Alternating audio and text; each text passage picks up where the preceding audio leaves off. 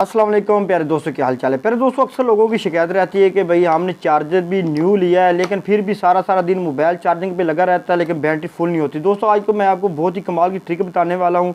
अगर आपके पास second hand charger है या न्यू लिया है तो आपने ये ट्रिक आज ही लगानी है। इंशाल्लाह आपकी बैटरी मिनटों सेकेंडों में फुल हो जाएगी। दोस्तों मैं मोहम्मद सीर और आप देख रहे हैं सी टेक्निकल ऑलराउंडर। तो चले जनाब वीडियो स्टार्ट करते हैं।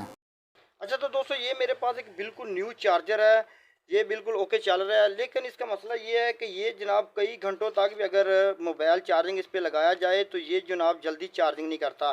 तो बहुत सारे लोग ऐसे हैं जिनके पास बड़े महंगे महंगे चार्जर हैं, ब्रांडेड भी हैं, लेकिन उसके बावजूद भी महंगे चार्जर के बावजूद भी वो जनाब बैटरी जो है ना वो कई कई घंटों पे जनाब फुल नहीं होती। तो मैं आपको बहुत ही आसान ट्रिक बताता हूँ। पहले तो सबसे पहले दोस्तों बैटरी जो है ना वो चार्जिंग जल्दी ना होने के दो तीन रीज़न वैसे भी होते हैं, जैसे कि ये लीड हो गई।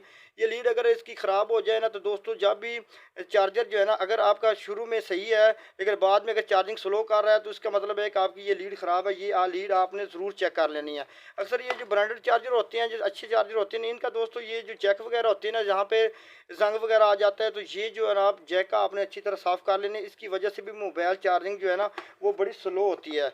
उसके अलावा तीसरे नंबर पे दोस्तों आपने क्या करना है कि ये जो मोबाइल चार्जर है ना ये जब भी आपने आपके पास अगर सेकंड हैंड है या बिल्कुल न्यू है तो आपने ये जनाब फार्मूला लगाना है। मैं अभी खोल के आपको दिखा देता हूँ ताकि जनाब आप भी अगर परेशान हैं इस स्लो चार्जिंग से तो आपका जो मोबाइल चार्जर है ना वो बड़ा कमाल का बन जाएगा।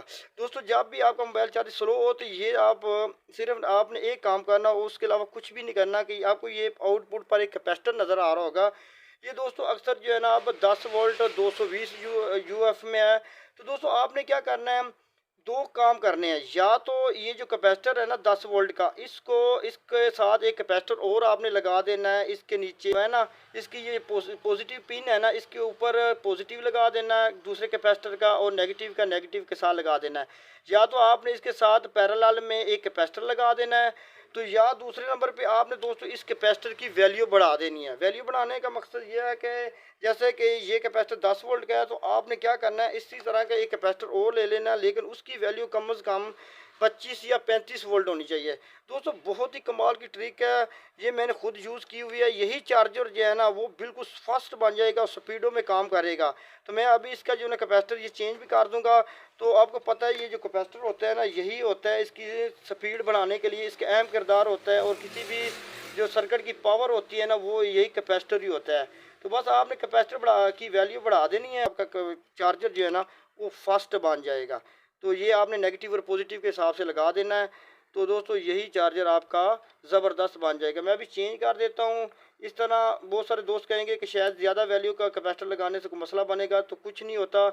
इससे जनाब आपकी चार्जिंग जो है ना वो फास्ट हो जाएगी।